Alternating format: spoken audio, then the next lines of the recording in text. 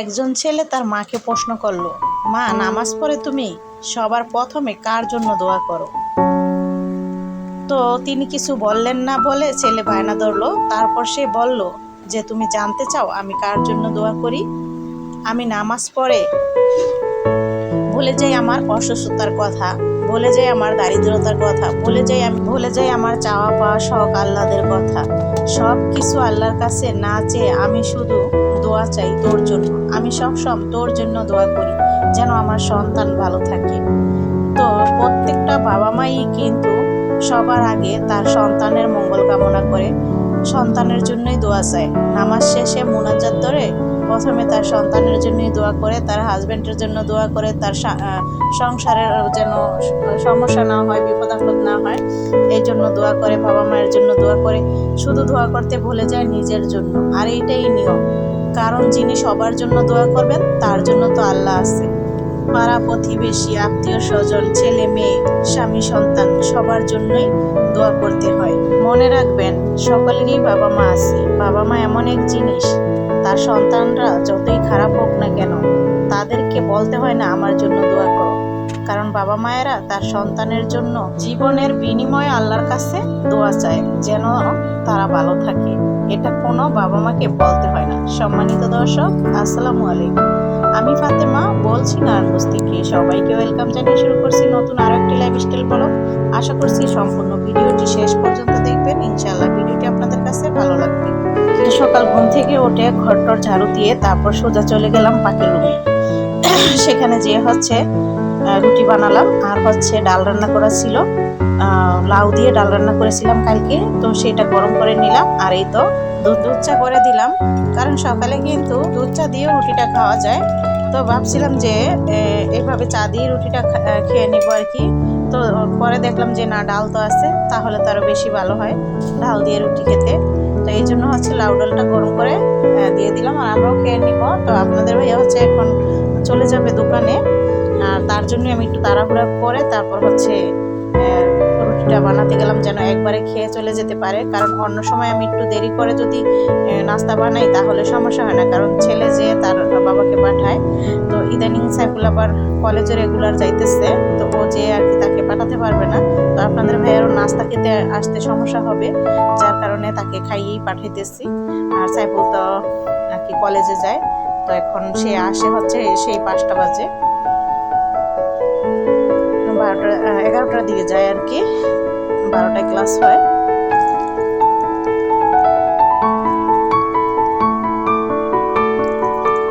তারপর সাইফুলকে খাবার দিলাম, ও আবার পরে ঘুম থেকে উঠছে, ফ্রেশ হয়ে এখন সে নাস্তা খাইতেছে। তার সাথে আমিও খেয়ে নিব বসে, তারপর আবার মেয়ে নাস্তা খাবে আর কি। তো এটা কিছুক্ষণ পর আমরা আবার নাস্তা খাওয়া দাওয়া শেষ করলাম। আর এই পাশে বারান্দার যে দরজাটা সেটা খোলা হয়নি, আর গাছগুলোতে পানি দিতে হবে, কারণ অত সকালে নাস্তা তৈরি করতে করতে গাছে পানি দেওয়ার সময় পাই নেই। তো এই জন্য কাপড় চোপড়গুলো প্রথমে নিয়ে নিব। বারান্দাতে যে কালকে কাপড় চোপড় ধুয়ে শুকাতে দেওয়া হয়েছিল সেগুলো আমি এক এক করে নামিয়ে নিচ্ছি, পরে ভাঁজ করে নিব। এখন আমি নামিয়ে বিছানায় রেখে দিব, আর গাছগুলোতে পানি দিয়ে দিব। তারপর কাপড়গুলো ভাঁজ করে নেওয়া যাবে। তো মেয়েকে বললাম, তুমি কাপড়গুলো ভাঁজ করো, আমি গাছগুলোতে পানি দিই। তো এই যে দেখুন, অপরাজিতা গাছে ইদানিং প্রত্যেকটা দিনই কিন্তু সুন্দর সুন্দর নীল রঙের ফুল দিতেছে। আমার তো অনেক ভালো লাগে নীল রং আর গোলাপি রঙের ফুল বিশেষ করে। তো এই যে এক এক করে আমি সব কয়টা গাছে কিন্তু পানি দিয়ে দিলাম। আর নিচে যে কামরাঙ্গা গাছটা অনেক ফুল ধরছিল, কিন্তু কামরাঙ্গা অল্প ঠিকছে। তো সেগুলো অন্যদিন শেয়ার করব, কারণ ওই নিচে যেহেতু ভিডিও করতে হবে, উপর দিকে দিয়ে আর কি দেখা যায় না তেমন একটা। তো যাই হোক, তারপর তো আবার রান্না বান্না করার জন্য চলে যেতে হবে। তো এই যে এখানে আমিও কাটাকাটি করতেছি, আর ওই যে আমাদের নতুন আপা আসছে যে হেল্পিং হ্যান্ড, তো সে আমাকে আদা রসুন কেটে দিচ্ছে। আর আমি রান্না করার জন্য তরি তরকারি যা আছে সেগুলো কেটে কুটে রেডি করে একসাথে আর কি সব রেডি করে তারপর রান্নাটা করব। তারপর রসুন কেটে, মানে দেশি রসুনটাই যে কেটে তারপর এভাবে জেরে তার রসুনের খোসাগুলো বের করে নিচ্ছে। আর আমি তো 2টা কড়াই বসিয়ে দিয়েছি, 2টাতেই তেল দিয়ে দিয়েছি। একটাতে ভাজি করব, 5 মিশালি ভাজি, আর আরেকটাতে হচ্ছে আমি করব। তো দুটোতেই পেঁয়াজ কুচি দিয়ে দিলাম কড়াইতে। পেঁয়াজটাকে ব্রাউন কালার করে ভেজে নিব। আর এই পাশে হচ্ছে আদা রসুন বাটা দিয়ে দিচ্ছি। চিংড়ি মাছ রান্না করব হচ্ছে টমেটো দিয়ে। টমেটোটাকে একদমই গলিয়ে ফেলবো, ভুনা করব যেহেতু, এই জন্য। তো পেঁয়াজটা হয়ে যাওয়ার পর আদা রসুনটাও কিন্তু ভেজে নিয়েছি। তারপর অল্প করে হলুদের গুঁড়া দিচ্ছি, মরিচ গুঁড়া দিচ্ছি। চিংড়ি মাছের তরকারিতে বেশি একটা হলুদ মরিচের গুঁড়া দেওয়া লাগে না। আর যেহেতু টমেটোর তরকারি এমনিতেই লাল লাল লাগবে, দেখতে কালার চলে আসে সুন্দর একটা, এই জন্য।